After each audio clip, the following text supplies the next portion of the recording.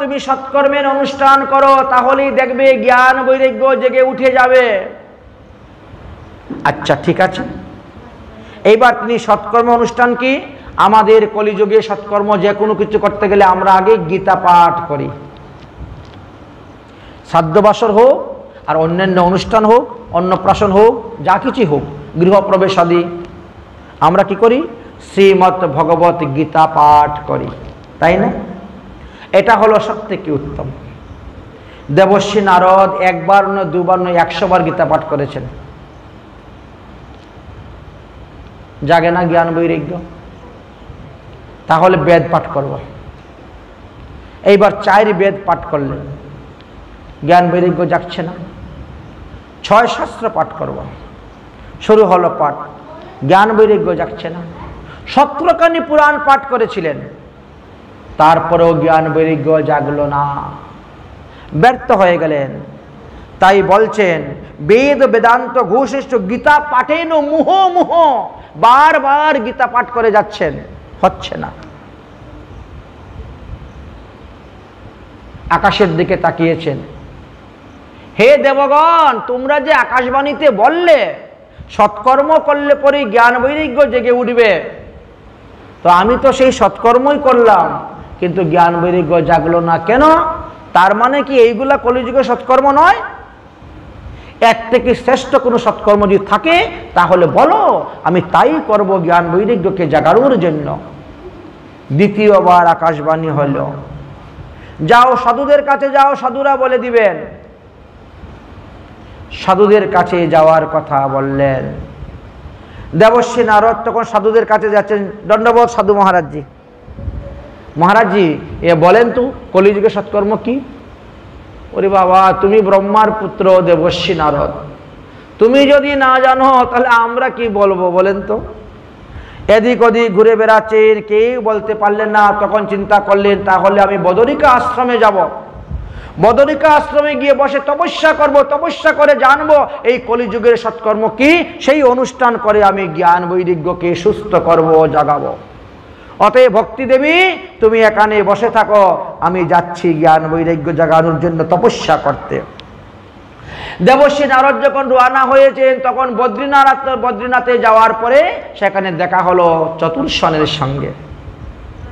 চতুর্শন তো জিজ্ঞাসা করলেন, কি হে দেবর্ষী নারদ, তোমার মুখ অত মলিন কেন? তুমি মলিন বদনে কোথায় যাচ্ছ? বলে তপস্যা করতে। বলে কেন? বলে কলিযুগের সৎকর্ম কাকে বলে এটা জানার জন্য, জ্ঞান বৈরাগ্যকে জাগানোর জন্য, ভক্তি দেবীকে শান্তি দেওয়ার জন্য। আচ্ছা, তখন চতুর্শন বললেন, মা চিন্তম করো দেবৈশ্য হর্ষে চিত্তে সমারোহ। অরে দেবর্ষী নারদ, আমরা জানি কলিযুগে সৎকর্ম কাকে বলে, তার জন্য তোমাকে তপস্যা করতে হবে না। তাহলে দেখেন তো, তপস্যা করে আপনি যে বস্তু লাভ করতে পারবেন, সাধু সঙ্গের দ্বারা 1 মিনিটের মধ্যে তা লাভ করতে পারবেন। এই জন্যই তো বলে সাধুসঙ্গ, সাধুসঙ্গ সর্বশাস্ত্রে কয়, লবমাত্র সাধুসঙ্গে সর্বসিদ্ধি হয়। 1 বৎসর একখানা গ্রন্থ পাঠ করে আপনি যতটুকু জ্ঞান লাভ করতে পারবেন, একদিন সাধুসঙ্গের দ্বারা তা লাভ করতে পারবেন। এই জন্য সাধুসঙ্গ করার কথা বলা হয়েছে। সৎকর্ম তাহলে কি কলিযুগে? বলে শ্রীমদ্ ভাগবতম শত গীতম সুখাদিভি। সুখদেব গোস্বামী পাঠ যে শ্রীমদ্ ভাগবত কথা বলেছেন, এই শ্রীমদ্ ভাগবত পাঠ হলো কলিযুগের একমাত্র সৎকর্ম, ইহা ছাড়া আর সৎকর্ম কিছুই নাই। দেবর্ষী নারদ বললেন, শ্রীমদ্ ভাগবত মহাপুরাণ তো ব্যাসদেব একেবারে জীবনের শেষ মুহূর্তে রচনা করেছেন, বৃদ্ধকালে। এরপরে তিনি আর কোনো গ্রন্থ রচনা করেন নাই। শ্রীমদ্ ভাগবত মহাপুরাণে যা রচনা করা হয়েছে তা 4 বেদ, 6 শাস্ত্র, 17টি পুরাণ থেকে এনে রচনা করা হয়েছে। এমনকি গীতা থেকে আনা হয়েছে। বেদ, শাস্ত্র, পুরাণ, ইতিহাস সমস্ত কিছু মন্থন করে তার থেকে সার বস্তু এনে পাঠ ভাগবত লেখা হয়েছে। তো আমি তো 4 বেদ, 6 শাস্ত্র, 17টি পুরাণ পাঠ করেছি, গীতা পাঠ করেছি, তাহলে তো ভাগবত পাঠ করা আমার আর বাকি রইল না। ভাগবত তো পাঠ করা হয়ে গেছে, তাহলে কেন জ্ঞান বৈরাগ্য জাগলো না? এটাই হলো আমার প্রশ্ন। বললেন, বাবা তোমার সিদ্ধান্তের মধ্যে একটু ভুল আছে। ভুল? কেমন করে ভুল? আচ্ছা, তোমাকে উদাহরণ দিচ্ছি প্রাকৃতিক জগতের বস্তু দিয়ে, তখন বুঝতে পারবা। মনে করো একটা আম গাছ, আম গাছের মধ্যে এখন প্রচুর পরিমাণ আম ধরেছে, আম খেতে খুব স্বাদ, মিষ্টতা। আচ্ছা, আমের মধ্যে যে মিষ্টতা, আমের মধ্যে যে স্বাদ, আমের মধ্যে যে রস, সেটা আসলো কোথা থেকে? মূলরুম, বৃক্ষের শিকড়, মূলরুম আছে। মূলরুম কি করে? মাটির থেকে খাদ্য সংগ্রহ করে, খাদ্য সংগ্রহ করে সে শিকড়ের মধ্যে দেয়, শিকড় থেকে স্কন্ধের মধ্যে দেয়, স্কন্ধের থেকে শাখার মধ্যে দেয়, শাখা থেকে পোশাকার মধ্যে দেয়, পোশাকা থেকে ফুলের মধ্যে গেছে, ফুল থেকে ফলের মধ্যে গেছে, এক ফোঁটা এক ফোঁটা করে রস পড়তেছে, আর আমটা ধীরে ধীরে ধীরে ধীরে বড় হচ্ছে, তাই না? তাহলে আমের ভিতরে যে স্বাদ আছে, মিষ্টিতা আছে, রসতা আছে, সেই রস আম থেকে আরম্ভ করে একেবারে গাছের শিকড় পর্যন্তই আছে। তাহলে আম খাইতে যে স্বাদ পাওয়া যায়, গাছের শিকড় চাবাইয়া খালে সেই স্বাদ পাওয়া যায়? আম গাছের শিকড় চাবাইয়া দেখবেন তো আমের মতো স্বাদ লাগে কিনা। আম গাছের ডাল, আম গাছের পাতা, আম গাছের পল্লব, কোনো স্বাদ পাবেন না। কেন? ওটার ফলের স্বাদই আলাদা। ঠিক তেমনি ভাবে ভাগবত মহাপুরাণ, গীতা পাঠ করলে, বেদ পাঠ করলে, বেদান্ত পালন করলে, পুরাণ ইতিহাস পাঠ করলে সেই স্বাদ পাবেন না। ভাগবত পাঠ শ্রবণ করলে যেই স্বাদ আপনি লাভ করতে পারবেন। ওহে দেবর্ষী নারদ, দুধ থেকে দই হয়, দই থেকে ঘি হয়, তাই না? কিন্তু দুধ খেলে পরে কখনো ঘিয়ের স্বাদ পাওয়া যায় না। কিন্তু দুধ থেকে যখন ঘি তৈরি করা হয়, তখন ঘিয়ের গ্রানে দেবতাদেরও জিহ্বায় জল এসে যায়। তোমাদের কখনো জল আসে জিহ্বায় ঘিয়ের ঘ্রাণ শুনে? ঘিয়ের ঘ্রাণ, খাঁটি ঘি যদি হয় তো জিহ্বায় জল এসে যাবে, আর দুধ গ্রহণে সেই স্বাদ পাওয়া যায় না। ঠিক তেমনি ভাবে চারিবেদ দধি ভাগবত নবনীত, দধিকে মন্থন করলে কি উঠে? নবনীত। চারিবেদ দধি ভাগবত নবনীত, মতিলেন সুখদেব গোস্বামী, খাইলেন পরীক্ষিত। অতএব পরীক্ষিত, ইদম ভাগবত নামং পুরাণ ব্রহ্ম সংহিতা, এই শ্রীমদ্ ভাগবত মহাপুরাণের এমনই দাম। আমরা সবাই জানি আখের রস থেকে গুড় হয়, আখের রস থেকে চিনি হয়, আখের রস থেকে মিশ্রি হয়, আখের রস থেকে সীতা মিশ্রি হয়। কিন্তু সীতা মিশ্রি খেলে পরে আপনি যে স্বাদ পাবেন, আখ চিবিয়ে খেলে, সেই রস পান করলে সেই স্বাদ পাবেন না। ঠিক তেমনি ভাবে আপনি 17টি পুরাণ পড়েছেন, আপনি 4 বেদ পড়েছেন, আপনি 6 শাস্ত্র পড়েছেন, কিন্তু সেই স্বাদ পান নাই, জ্ঞান বৈরাগ্য জাগে নাই। আপনাকে ভাগবত সপ্তাহ জ্ঞান যজ্ঞ করতে হবে, তবেই জ্ঞান বৈরাগ্য জাগবে। কিন্তু ভাগবত সপ্তাহ শ্রবণ করা এত সহজ নয়। আজকে যদি একটা অর্কেস্ট্রার পার্টি আসে, দেখবেন লোকের ভিড়ে দিওয়াল ভেঙে যাবে, তাই না?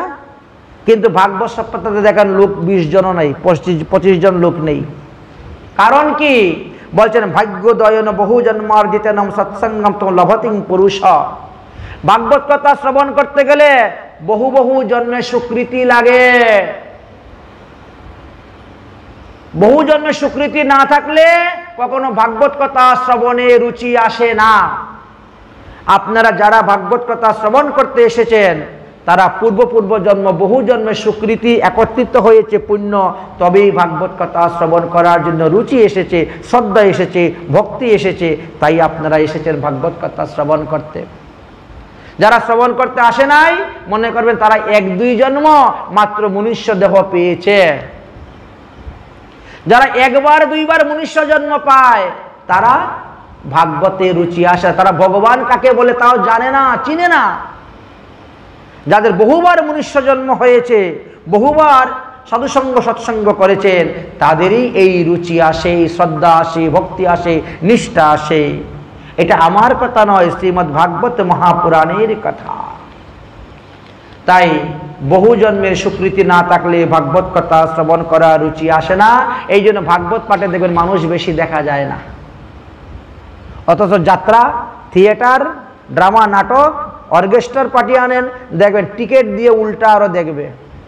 আর ভাগবত কথা বিনা পয়সায় শুনতে আসবে না, ওখানে তো পয়সা লাগবে না, বরং শ্রবণের পরে একটু প্রসাদও পাবেন, তাও আসবে না। কারণ অল্প ভাগ্য হয় না, বহু বহু জন্মের স্বীকৃতির প্রয়োজন হয়ে থাকে। দেবশ্রী নারদকে বললেন আপনি ভাগবতের ব্যবস্থা করুন। কোথায় করুন? বলে এমন স্থানে ভাগবতের ব্যবস্থা করুন যেখানে চতুর্দিক থেকে লোক আসতে পারে। এই জন্য হরিদ্বারে আনন্দঘাটে ভাগবতের ব্যবস্থা করা হয়েছিল। চতুর্দিক থেকে নিমন্ত্রণ দেওয়া হলো, সমস্ত লোক আসতে শুরু হয়েছিল। দুর্লভব্য কথা লোকে শ্রীমদ্ ভাগবতম ভাবা। এই ভাগবত কথা কলিযুগের জন্য খুব দুর্লভ। কোটি জন্ম সমুৎপন্ন পুণ্যে নৈমিত্তম লভতে। কোটি কোটি জন্মের পুণ্য ফল যদি থাকে তবে ভাগবত কথা শ্রবণে রুচি আসে, না হলে আসে না। ভাগবত করতে শুরু হলো। ভাগবতের জন্য 3টি আসন দিয়েছেন 3 জন শ্রোতার জন্য, ভক্তি দেবী, জ্ঞান, বৈরাগ্য। তো দেবশ্রী নারদ ওই মুখ্য শ্রোতা হয়ে বসে গেছেন মধ্য আসনে, আর জ্ঞান বৈরাগ্য 2 দিকে 2 আসন। ভাগবত কথার জন্য একজন পরীক্ষিত তৈরি করে রাখতে হয়। ইনি পাঠ এক নাগালে বসে পাঠ শ্রবণ করবেন, পাঠ শেষ হওয়া না পর্যন্ত উঠে যাবেন না। আজকালকে শ্রদ্ধা নিষ্ঠাবান লোক তো পাওয়া যায় না, তখন পয়সা দিয়ে রাখতে হয়, তোমাকে 400 টাকা হাজিরা দিব, তুমি এখানে বসে বসে পাঠ শোনো। আর তারপরে ওই বিনিময়ের দ্বারা পুণ্যটা নিয়ে নেওয়া যায়। দান করে, দানের দ্বারা সেই পুণ্যটা গ্রহণ করা হয়। আমার হয়ে তুমি পাঠ শ্রবণ করো, কিন্তু তুমি কিন্তু ফল পাবে না, কারণ তুমি তো অর্থ নিয়ে করতেছ। তুমি যে 7 দিন প্রতিদিন 5 ঘন্টা 6 ঘন্টা বসে পাঠ শুনেছ, এতে তোমার কল্যাণ হবে না, কল্যাণ হবে যজমানের, যিনি আপনাকে অর্থ দিয়ে পাঠ শ্রবণ করাচ্ছেন। তেমনিভাবে বিধান আছে একাদশী ব্রতেরও। আমি আজকে একাদশী করতে পারবো না, ভাই তুমি আমার একাদশী ব্রত করো, এই নাও 200 টাকা, ফলমূল কিনে খাও, আমার জন্য তুমি একাদশী ব্রত করো, এমন বিধানও দেওয়া আছে। দেবশ্রী নারদ চতুর্দিকে নিমন্ত্রণ দিলেন, তারপরে বসে গেলেন পাঠ শ্রবণ করার জন্য। শ্রীমদ্ ভাগবত গ্রন্থের পূজা করে পাঠ শুরু হয়ে গেছে। সংকল্প হলো আসল। সংকল্প কি? জ্ঞান বৈরাগ্যকে ঘুম থেকে জাগানোর জন্য, তাদের বৃদ্ধ অবস্থা দূর করে তাদেরকে যৌবন অবস্থা ফিরিয়ে দেওয়ার জন্য দেবশ্রী নারদের এই ভাগবত সপ্তাহ। সংকল্পটা তো আসল। যখন সংকল্প করে আরম্ভ করেছেন ভাগবতের পুজো, বৃন্দাবন থেকে জ্ঞান বৈরাগ্য জেগে উঠে গেলেন। আচ্ছা, বৃন্দাবন থেকে হরিদ্বার যেতে গেলে আমাদের ট্রেনে 6 ঘন্টা লাগে, আর বাসে গেলে প্রায় 10 ঘন্টা 12 ঘন্টা লেগে যায়। সন্ধ্যার সময় উঠবেন বৃন্দাবনে বাস স্ট্যান্ড থেকে, আর সকালবেলা গিয়ে নামবেন হরিদ্বারে। বুঝতে পেরেছেন? আচ্ছা, ঘন্টায় যদি এখন 30 কিলোমিটারও বাদ যায়, তাহলে 12 ঘন্টা 3 × 36 360 কিলোমিটার, 400 কিলোমিটার দূর। এত দূরে সংকল্প মন্ত্র পাঠ করেছেন, অথচ জ্ঞান বৈরাগ্য আর সুস্থ হয়ে গেছেন। যার উদ্দেশ্যে ভাগবত সংকল্প করে পাঠ শুরু হবে, তারই কল্যাণ হবে, সে যেখানেই থাকুক না কেন বিশ্ব ব্রহ্মাণ্ডের মধ্যে, তারই মঙ্গল হবে। সে যদি মারা যায় তথাপিও তার মঙ্গল হইবে। ধুন্ধুকারী তো মারা যাওয়ার পরে তার উদ্দেশ্যে ভাগবত করে তাকে উদ্ধার করা হয়েছে। জীবিত অবস্থা তো সে কোনো পুণ্য করেই নাই, সারি পাপ আর পাপ করে গিয়েছে, কিন্তু মৃত্যুর পরেও তাকে সমস্ত পাপ থেকে মুক্ত করে দিয়ে তাকে হরিধামে পাঠিয়ে দেওয়া হয়েছিলেন। তাহলে ভাগবত কথার কতটা শক্তি, ভাগবত সপ্তাহের কতটা শক্তি, সাধারণ মানুষের এগুলো বোধগম্য হয় না। কারণ সাধারণ মানুষরা জড়বিদ্যা নিয়ে পাগল। জড়বিদ্যা সব মায়ার বৈভব, শ্রীকৃষ্ণ ভজনে বাধা।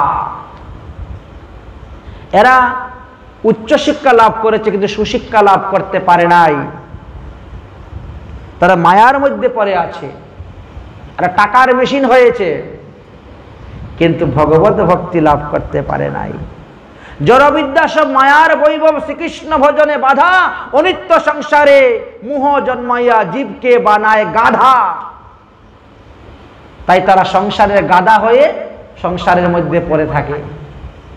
তারা হরিকথা শ্রবণ করতে আসে না, তারা সাধুসঙ্গ করতে আসে না, তারা মঠ মন্দিরে যায় না, কারণ পারমার্থিক বিদ্যা তাদের পেটের মধ্যে নাই।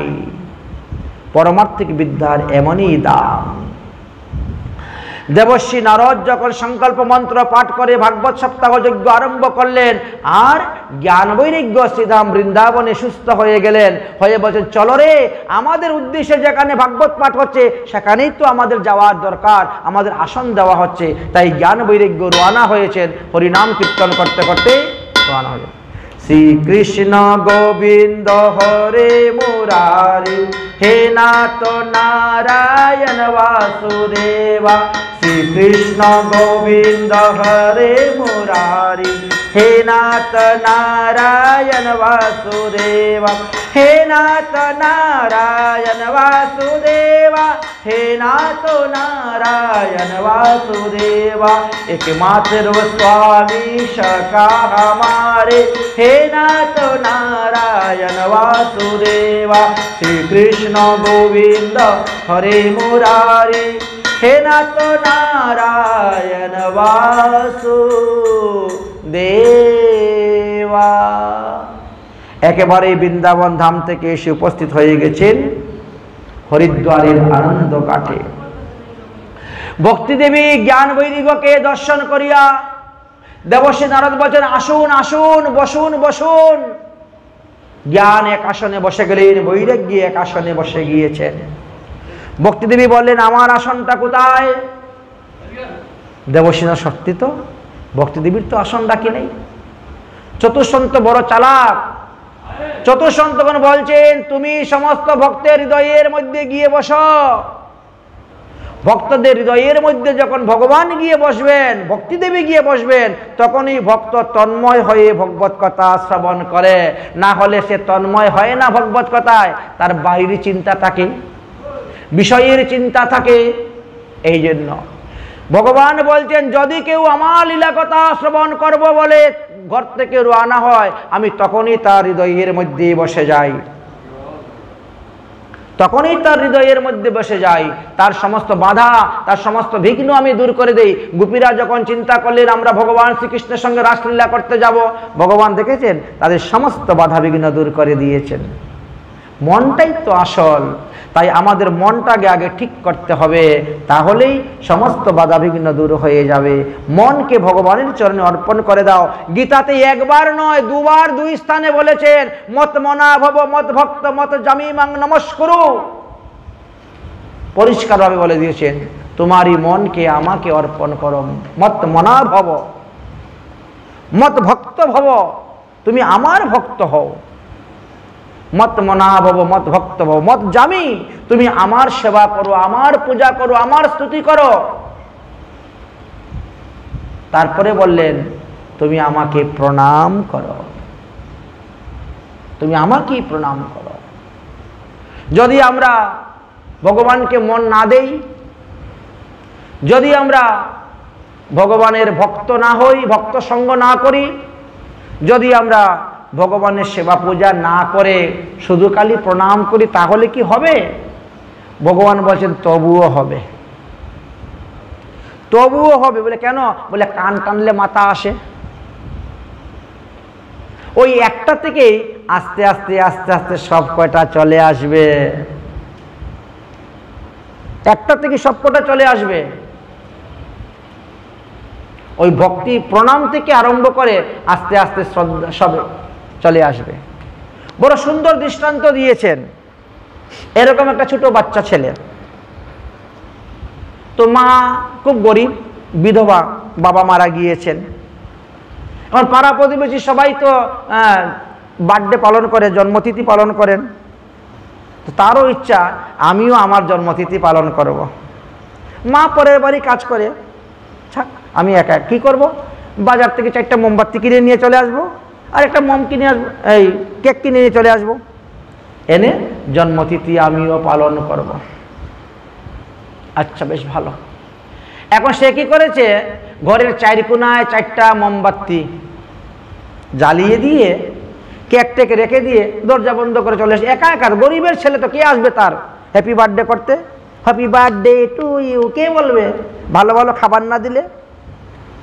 আজকাল খাবার না দিলে কেউ আসে না। এই মন্দিরেই দেখেন ভালো ভালো খাবার দেন বলে রাত্রিবেলা প্রসাদের ব্যবস্থা আছে, অভাব পড়বে না লোকের। আর যখন বলছেন রাত্রিবেলা তো প্রসাদ নাই, দুপুরে প্রসাদের ব্যবস্থা, বলে এখন গিয়ে লাভ হবে না, আবার কখন আসবো রান্না করব। এই অবস্থা। আর কিছুক্ষণ পরে দরজা খুলছে, খুলে গিয়ে দেখে একটা মোমবাতি নিভে গিয়েছে।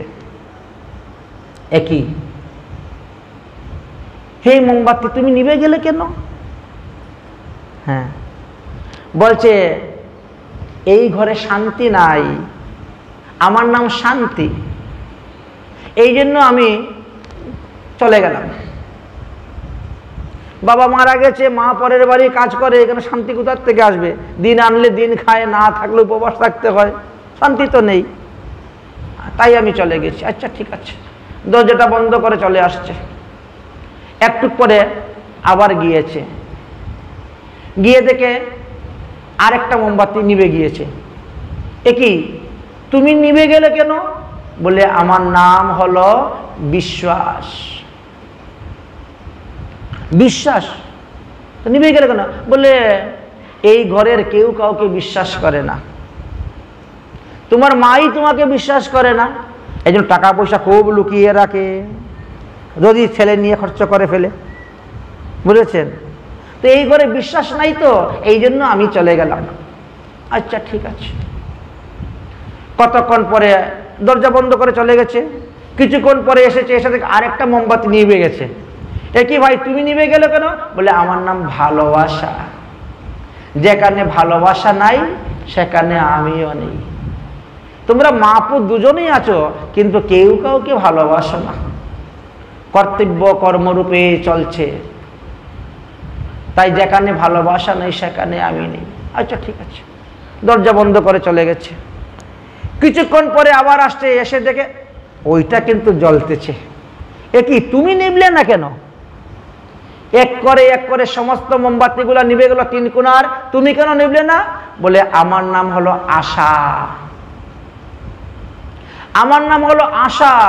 এই আশার প্রদীপ যদি কেউ নিভিয়ে দেয় তাহলে তার সব শেষ, কিন্তু আমাকে দিয়ে বাকি তিনটা প্রদীপ তুমি জ্বালাতে পারবে, বাকি তিনটা মোমবাতি তুমি জ্বালাতে পারবে। আমার নাম হয়েছে আশা,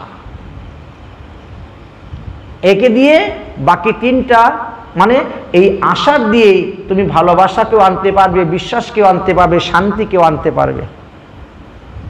যদিও বলা হয়েছে ভাগবতে আশাই পরম দুঃখ নিরাশা পরম সুখম, কিন্তু ভগবত ভক্তির জন্য যদি কেউ আশা করে, ভগবত পাদপদ্ম লাভ করার জন্য যদি কেউ আশা করে, তাহলে সেই আশা খারাপ নয়, সেই আশা ভালো আশা। তাই হরিকথা শ্রবণ করার জন্য যদি কোনো ব্যক্তি আশা করে যে আমি ভাগবত কথা কালকে শ্রবণ করতে যাব, তখনই তার হৃদয়ের মধ্যে ভগবান বসে যান।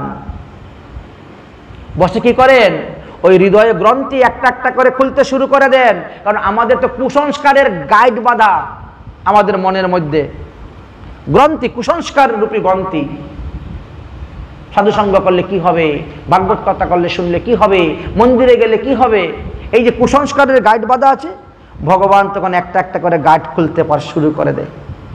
কিন্তু সবার হৃদয়ে বসার মতো স্থান তো ভগবান পায় না, কারণ ভগবানকে যেখানে বসাতে হবে সেখানে ধুয়ে মুছে পরিষ্কার করে রাখতে হবে। এই যে আজকে রথযাত্রা, গতকালকে গিয়েছে গুন্ডিচা মন্দির মার্জন। এই যে এই মন্দিরে আমরা জগন্নাথকে এনেছি, আমরা ধোয়া মোছা করি নাই, ধুয়ে মুছে পরিষ্কার করে তারপরে। ঠিক তেমনি ভাবে ভগবানকে যদি আপনার হৃদয়ের মধ্যে বসাতে চান, তাহলে আপনার হৃদয় সিংহাসনকে ধুয়ে মুছে পরিষ্কার করতে হবে, আপনার দেহ মন্দিরকে পরিষ্কার করতে হবে, পবিত্র রাখতে হবে, তবেই তো ভগবান এসে বসবেন আপনার হৃদয় সিংহাসনে। তাই সকলের হৃদয়ে বসার মতন ভগবান জায়গা পান না। কি করেন? এক পাশে, আপনার হৃদয়ের এক পাশে ভগবান দাঁড়িয়ে থাকেন, দাঁড়িয়ে থাকে চিন্তা করেন, সে সাধুমুখে হরিকথা শ্রবণ করতে করতে করতে করতে তার হৃদয়ের সমস্ত কালিমা দূর হয়ে যাবে, তখন তো আমি তার হৃদয় সিংহাসনে বসব। কিন্তু দুর্ভাগ্যের বিষয়, সব দিন হরিকথা শ্রবণ করার সুযোগ পাওয়া যায় না, সময় পাওয়া যায় না। এই জন্য তারা সেই কুসংস্কারই পরে থাকে, তারা সুসংস্কারে আসতে পারে না। আজ ভারতীয় আর্য সংস্কার কোথায় গেল? আজ মুনি ঋষিদের সংস্কার কোথায় গেল? সব পাশ্চাত্য দেশের সংস্কার নিয়ে ব্যস্ত। এমন এমন কাপড় চোপড় পরে ঘুরে বেড়ায়, দেখলে পরেও লজ্জা লাগে। সব নষ্ট হয়ে যাচ্ছে, কলির দাবানলে দগ্ধ হয়ে যাচ্ছে। যাই হোক, তাই বললেন এই ভাগবত কথা শ্রবণ করলে কার কার উপকার হইবে? তখন বলছেন এই ভাগবত কথা শ্রবণের দ্বারা গুহত্যা, ব্রহ্মহত্যা, মাতৃহত্যা, সুরাপান,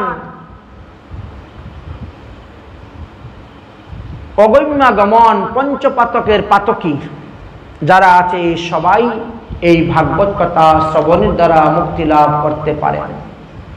যে নারীর পুত্র সন্তান হয় না তার পুত্র সন্তান হবে, যার কন্যা সন্তান হয় না তার কন্যা সন্তান হবে, যে বন্দা তার বন্দাত্ব দূর হবে, রোগ সুখ ব্যাধি থেকে মুক্তি পাবে, নির্ধনের ধন হইবে, ইত্যাদি ইত্যাদি। কিন্তু আজকালকের মানুষ তো সব প্রমাণ চায়, মুখের কথা কেউ বিশ্বাস করতে চায় না, সবাই বলে প্রমাণ চাই।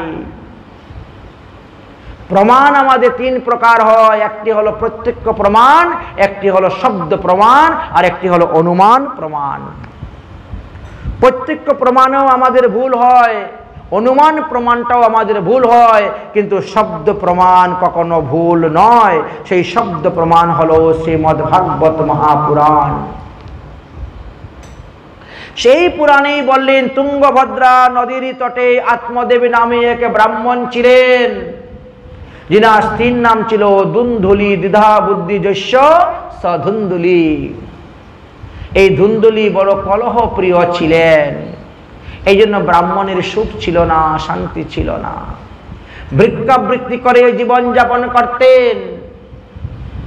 বিবাহিত জীবনে বহু বৎসর গত হয়ে গেল, কিন্তু সন্তান আদি হল না। মনের দুঃখে বনে গিয়েছিলেন প্রাণ ত্যাগ করার জন্য, কিন্তু দৈব যুগে এক সাধু বাবা সন্ন্যাসীর দর্শন পেয়েছিলেন। সন্ন্যাসীকে কাকুতি মিনতি করে বলার পরে তিনি একটি ফল দিয়েছিলেন, সেই ফল নিয়ে এসে স্ত্রীকে দিলেন, কিন্তু স্ত্রী সেই ফল খেল না। দিয়ে দিলেন গরুকে, গাভী মাতা সেই ফল খেয়ে নিল। ব্রাহ্মণকে ঠকানোর জন্য নিজের ছোট বোনের সন্তানকে নিয়ে আসলেন, সদ্যজাত সন্তানকে নিয়ে ব্রাহ্মণকে বললেন দেখো আমার পুত্র সন্তান হয়েছে। কিন্তু তার 3 মাস পরেই গাভীর পেটের থেকে সন্তান জন্ম নিয়েছিল। প্রথম সন্তানের নাম ছিল ধুন্ধুকারী, আর দ্বিতীয় সন্তানের নাম ছিল গোকর্ণ। এই দুজনের স্বভাব 2 রকম। গোকর্ণ মহাপণ্ডিত, ধুন্ধুকারী মহাখল। দুজনের 2 রকম।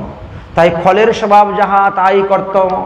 এইভাবে করতে করতে পিতৃ সম্পত্তি নষ্ট করে দিয়েছিলেন। মদ্য মাংস সেবন করতেন, পশু পাখি হত্যা করতেন, বেশ্যালয়ে গমন করতেন। এইভাবে ব্রাহ্মণের পুত্র হইয়া ব্রাহ্মণের অনুচিত কোনো কর্ম তিনি করতেন না। ইনি হলেন একজন পতিত ব্রাহ্মণ, একজন ভূমি ব্রাহ্মণ ছিলেন।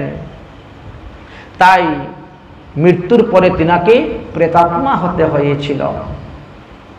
প্রেতাত্মা হয়ে, প্রেতজনী হয়ে তিনি ভ্রমণ করেছিলেন। গ্রামের মধ্যে উৎপাত করতে শুরু করলেন। দৈবক্রমে গ্রামবাসীরা তীর্থযাত্রা করতে গিয়ে গোকর্ণের সঙ্গে দেখা হলো। তখন গোকর্ণকে বললেন তোমার ভাইকে উদ্ধারের ব্যবস্থা করো। গোকর্ণ গয়াতে পিণ্ডদান করেছিলেন। তীর্থ ভ্রমণ করে যখন বাড়িতে ফিরে আসলেন, তখন ওই প্রেতে তিনাকে উৎপাত করতে শুরু করে দিল। কখনো গাধার রূপ, কখনো মহিষের রূপ, কখনো কুকুরের রূপ, কখনো আগুনের রূপ, কখনো ভেড়ার রূপ ধারণ করে সে ভয় দেখাতে শুরু করলো। গোকর্ণ যখন জিজ্ঞাসা করলেন তুমি কে, আমাকে ভয় দেখাচ্ছ? বলে অহম ভ্রাতা তদীয়স্মি ধুন্ধুকারী নামম। কি তোমার উদ্ধারের জন্য আমি গয়াতে শ্রাদ্ধ করলাম? বলে গয়া শ্রাদ্ধে শত না পেয়ে মুক্তি ন চ মে মতি। 100 বার গয়াতে শ্রাদ্ধ করলেও আমার মুক্তি হবে না, আমার মুক্তির উপায় তুমি অন্যটা করো। তখন তিনি কি করলেন? এই মুক্তির উপায় স্বরূপ সবাইকে জিজ্ঞাসা করলেন, জানতে না পারে সূর্যদেবকে বলে। সূর্যদেব বললেন তুমি ভাগবত সপ্তাহ করো, তাহলে তোমার ভাই উদ্ধার হবে। ভাগবত সপ্তাহ শুরু করলেন। তখন একটি বাঁশের ছিদ্র দিয়ে ঢুকে গিয়ে বসে তিনি সেই ভাগবত কথা শ্রবণ করেছিলেন। 7 দিনে 7টি গাঁট ফেটে গেছিল। ভাগবত কথা শ্রবণ করে তিনি বেরিয়েছিলেন। আর বেরিয়ে বললেন ধন্য ভাগবতী বার্তা প্রতপীড়া বিনাশিনী। এই ভাগবত কথা ধন্য আমি এখন চলে গেলাম। ভাগবত কথা শ্রবণ করার পরে তিনার কি হয়েছিল? প্রজ্ঞানী থেকে মুক্তি হয়ে তিনি ভগবান শ্রীকৃষ্ণের সারূপ্য মুক্তি লাভ করেছিলেন। তাই তিনি সেই রকম রূপ ধারণ করেছিলেন, শ্যামসুন্দর পীতবসন বনমালী রূপ ধারণ করেছিলেন। বৈকুণ্ঠ হইতে বিমান এসে গেল নিয়ে যাওয়ার জন্য। তখন গোকর্ণ জিজ্ঞাসা করলেন, হে ভগবান বিষ্ণুর দূতগণ, আমার দুটা প্রশ্নের উত্তর দিয়ে যাও। প্রথম প্রশ্ন হলো, আমার মুখের ভাগবত কথা শ্রবণ করে আমার ভাই উদ্ধার হয়ে বৈকুণ্ঠে চলে যাচ্ছে, আমি কেন যাচ্ছি না? আমার জন্য কেন বিমান আসলো না? দ্বিতীয় প্রশ্ন হলো, এতজন শ্রোতাগণ সবাই ভাগবত কথা শ্রবণ করলো, তাদের জন্য কেন বিমান আসলো না? দুটি প্রশ্ন। বললেন, এরা যারা ভাগবত কথা শ্রবণ করছে তারা কেউ অভিমান ত্যাগ করে ভাগবত কথা শ্রবণ করে নাই, তারা ঠিক ঠিক নিয়ম নীতি পালন করে ভাগবত কথা শ্রবণ করে নাই, এই জন্য তাদের জন্য বিমান আসে নাই। আর আমার জন্য বলে, আপনার মতন মহাভাগবত ব্যক্তিকে নেওয়ার জন্য আমাদের মতন চাকর বাকর ভগবান পাঠাবে না। ভগবান ভক্তের মহিমা জানেন, তিনি স্বয়ং আসবেন, এসে আপনাকে নিয়ে যাবেন। অতএব আপনি আবার ভাগবত পাঠ করুন বিধি বিধান অনুসারে, তাহলে যারা শ্রবণ করবে তারাও উদ্ধার হইবে। ভগবান রামচন্দ্র যেমন সমস্ত পুরীবাসীদেরকে নিয়ে চলে গেছিলেন নিত্যধামে, হরিশ্চন্দ্র রাজা যেমন সমস্ত পুরী সবাইকে নিয়ে স্বর্গে রওনা হয়ে গেছিলেন, ঠিক তেমনি ভাবে গোকর্ণ যখন শ্রাবণ মাসে আবার ভাগবত পাঠ করেছিলেন, তখন সবাইকে নিয়ে তিনি উদ্ধার হয়ে গিয়েছিলেন, একথা আমরা জানতে পেরেছি। তাই শ্রীমদ্ ভাগবত মহাপুরাণ মৃত্যুর পরেও যদি কারো উদ্দেশ্যে করা হয় তাহলেও তিনি উদ্ধার হয়ে যান। এই শ্রীমদ্ ভাগবত মহাপুরাণ যখন রচনা করেছেন ব্যাসদেব, তখন তিনি কি করলেন?